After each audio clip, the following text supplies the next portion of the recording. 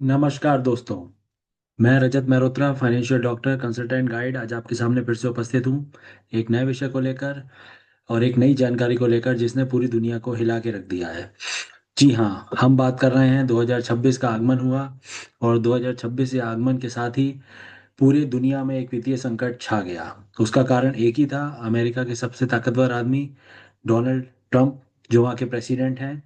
उन्होंने वेनेजुएला नाम के एक देश पर हमला किया और उनके राष्ट्रपति को वो अपने यहाँ ले आए और उन पे कई तरीके के चार्ज लगे हैं। आइए समझते हैं एक आम जनता के लिए कि ये सब वाकया क्या है। पूरी शुद्ध हिंदी में मैं आशा करता हूँ कि मैं आपको बहुत अच्छी तरह सरल शब्दों में ये समझा पाऊंगा कि ये वेनेजुएला, अमेरिका और पूरे विश्व में हलचल जो हो रही है उसका क्या प्रभाव है और वो क्यों हो रही है।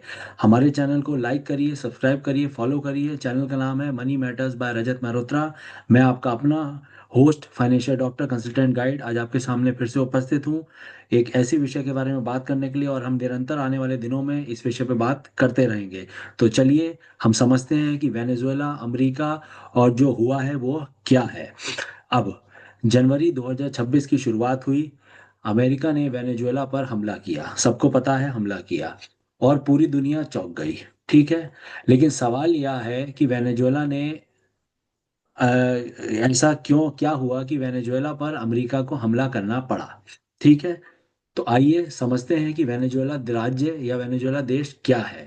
सबसे पहले हम ये समझते हैं वेनेजुएला देश जो है वो, उसकी आबादी 2.8 करोड़ है। ठीक है, और उसमें एक अनुमानित है कि वहां पर सिद्ध तेल भंडार करीब करीब 300 अरब बैरल के आसपास हैं, जो दुनिया में सबसे ज्यादा है। तेल उत्पादन जो वो कर पाता है वो लगभग 11 लाख बैरल प्रतिदिन करता है। ठीक है, बैरल एक मेजरमेंट है ऑयल के प्रोडक्शन का, ये आप लोग समझ लें। फिर देश की अर्थव्यवस्था जो है वो 2014 से और अब तक यानी कि 2026 तक 70% से अधिक सिकुड़ चुकी है। और वहाँ करीब 80 लाख लोग मानवीय सहायता पर निर्भर हैं, सरकार द्वारा आश्रित हैं, तरह तरह की सेवाओं द्वारा, वो खाने की, पीने की, इन सब चीज़ों की। वहाँ की मुद्रा 10 वर्षों में लगभग 99% गिर चुकी है, 99%। यानी कि ये देश जो है तेल में अमीर है लेकिन व्यवस्था में बहुत ज़्यादा कमज़ोर है। ठीक है, इकोनॉमिकली वाइज बहुत ज़्यादा कमज़ोर है। अब मुख्य शब्दों की हम चर्चा सुनते आ रहे हैं कि जैसे नार्को टेररिज्म है, ये क्या है। नार्को टेररिज्म क्या है? ये ड्रग तस्करी और हिंसक नेटवर्क का एक गठजोड़ होता है। ठीक है, अमेरिका ने कहा कि वेनेजुएला से ड्रग सप्लाई अमेरिका तक पहुंचती है, तो ये कारण है एक हमला करने का। दूसरा, राष्ट्रीय सुरक्षा के लिए खतरा अमेरिका की। क्यों? कोई भी देश जो भविष्य में अमेरिका की अर्थव्यवस्था पर सवाल उठाता है, समाज या प्रभाव को नुकसान पहुंचा सकता है, वो अमेरिका में शक के दायरे में आता है। इन्होंने कहा कि हम अपना तेल डॉलर में नहीं बेचेंगे, यानी हम जो तेल बेच रहे हैं उसका पेमेंट हमारा डॉलर के द्वारा नहीं होगा। तो अमेरिका ने इसी को भी एक हमला और एक क्वेश्चन मार्क माना कि हाँ भाई, ये हमारे को आमदनी कम हो जाएगी, डॉलर नहीं आएगा अमेरिका के पास, तो इन पे हमला करा जाए। तीसरा, तेल भंडार। इनके पास तेल भंडार जिसमें ऊर्जा आती है, पैसा और राजनीतिक शक्ति लेने का एक बहुत बड़ा स्रोत है। जब दुनिया में सबसे बड़ा तेल भंडार इनके पास है, तो जाहिर सी बात है कि अमेरिका ये चाहेगा कि उस चीज को आमदनी के रूप में बदला जाए। दूसरा, जिसके पास तेल है उसके पास ही वैश्विक ताकत है। अब आप एक चीज ध्यान रखिएगा, इस समय तेल एक ताकत है। ऐसे ही हम किसी और दिन बात करेंगे एआई के बारे में। ठीक है, वो भी क्या है, जिसके पास वो ज्यादा है, जिसके पास चिप्स हैं, वो ताकत है। तो तेल एक बहुत बड़ी ताकत है, क्योंकि तेल एनर्जी को चलाने में बहुत बड़ा एक स्रोत है। चौथा, भू राजकीय प्रभाव, मतलब देशों के गठबंधन, शक्ति संतुलन और वैश्विक नियंत्रण की लड़ाई भी है। अमेरिका ये चाहता है कि वो उस जगह पर अपनी नियंत्रण बनाए रखे। ठीक है, अब मोनरो सिद्धांत। मोनरो सिद्धांत क्या सिद्धांत है? अमेरिकी लैटिन अमेरिका को अपना राजनीतिक क्षेत्र मानता है, उस सिद्धांत के द्वारा लैटिन अमेरिका को, वो उस क्षेत्र को।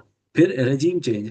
अच्छा, अब रेजिम चेंज का मतलब है कि जो भी वहाँ प्रेसिडेंट या प्राइम मिनिस्टर होते हैं उनको हटाकर अपना प्यादा बैठालना। सीधी सी बात है, इसको रिजीम चेंज कहते हैं। किसी भी देश की सरकार को बदलवाने की नीति को रिजीम चेंज कहते हैं। तो ये सारे शब्द आप जहां भी पढ़ें, या आपके संज्ञान में आए तो आप समझ जाएंगे कि ये इनका मतलब क्या है। फिर अंतर्राष्ट्रीय विवाद कानून, ये क्या है? बिना संयुक्त राष्ट्र की अनुमति के हमला करना एक कानून या विवादास्पद माना जाता है।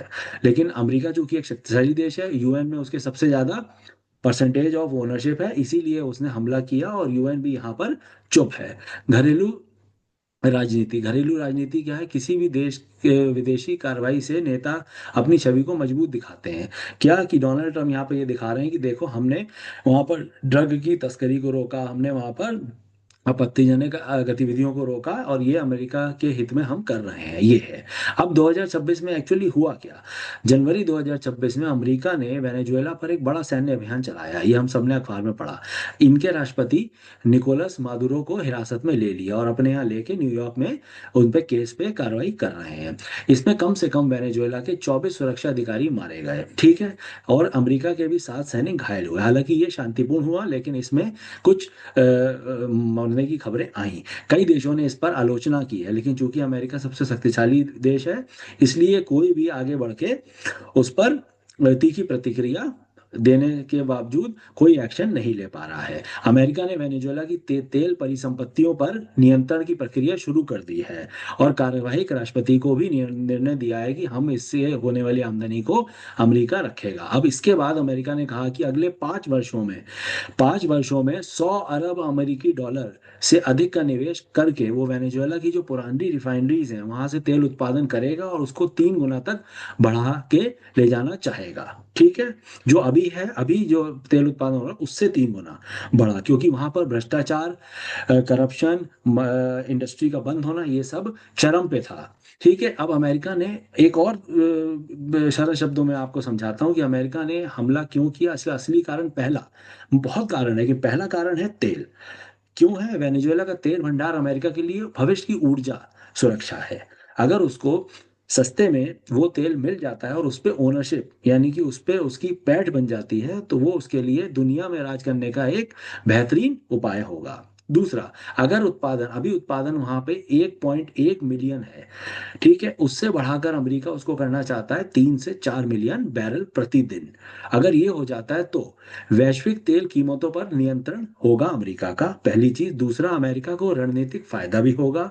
तीसरा, चीन और रूस की पकड़ जो होगी, ऊर्जा पकड़, वो कमजोर पड़ जाएगी, ठीक है, क्योंकि दुनिया के सबसे बड़े तेल स्रोत भंडार में अगर अमेरिका का कब्जा हो जाएगा तो अमेरिका अपने हिसाब से जो मांग है उसकी पूर्ति में नियंत्रण रखेगा, और जो तेल की कीमतें हैं उस पर भी नियंत्रण रखेगा। दूसरा, उसे चीन और अमेरिका, रूस को रोकना है, ठीक है। कैसे? वेनेजुएला चीन और रूस का रणनीतिक साझेदार था। वो वहां से तेल लेता था, मुख्य तौर पर चीन वहां से सबसे ज्यादा तेल लेता था, और रूस भी उनको आर्म्स एमिनिशंस और एनर्जी के रूप में उनका साझेदार था। तो उनको, अमेरिका को इस गठबंधन को तोड़ना है, चीन और रूस को कमजोर करना है, क्योंकि कहीं ना कहीं अमेरिका ये जानता है कि चीन आर्टिफिशियल इंटेलिजेंस चिप के माध्यम से अमेरिका को कमजोर करता आएगा और भविष्य में भी कमजोर करेगा, और रूस के पास सैन्य ताकत और रूस के पास परमाणु ताकत अमेरिका से कई गुना ज्यादा है, तो उसको कमजोर करने का यही उपाय है।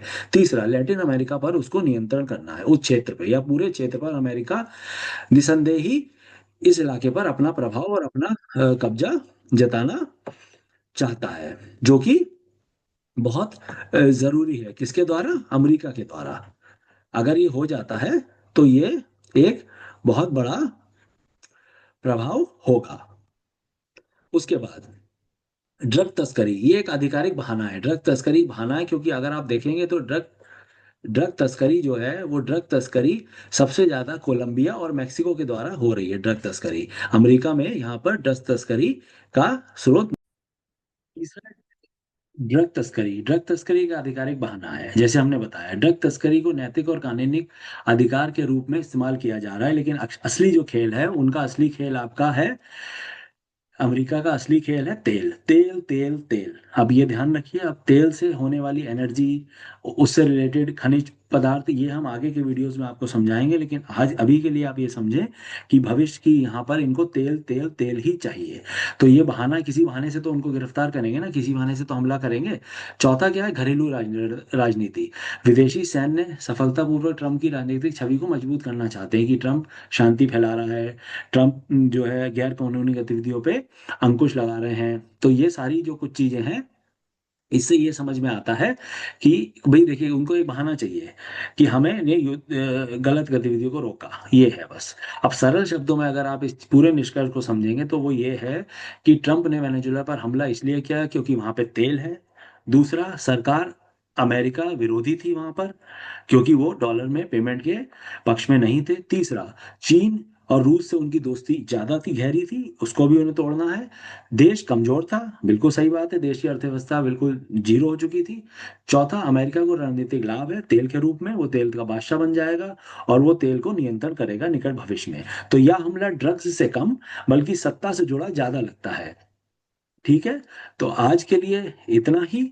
अगर आपको आसान शब्दों में समझ में आया कि वेनेजुएला ने ट्रंप पर हमला क्यों किया, तो मैं आशा करता हूँ आपका प्यार मिलेगा और आप इस चैनल को आगे ज़्यादा से ज़्यादा फॉरवर्ड करिए हमारे, और हमारे इस वीडियो को, जिससे कि मैं आने वाली सीरीज निरंतर बनाता रहूंगा और आपको आसान शब्दों में समझाता रहूंगा। आपका कोई भी सुझाव हो तो आप हमें ज़रूर दें। तो मैं आपसे विदा लेता हूँ आज के वीडियो में। अमेरिका का वेनेजुएला पर हमला और उसका विश्व में प्रभाव, हमारे चैनल मनी मैटर्स बाय रजत मल्होत्रा के माध्यम से। और मैं आपका होस्ट, आपका अपना डॉक्टर कंसल्टेंट गाइड रजत मल्होत्रा। नमस्कार।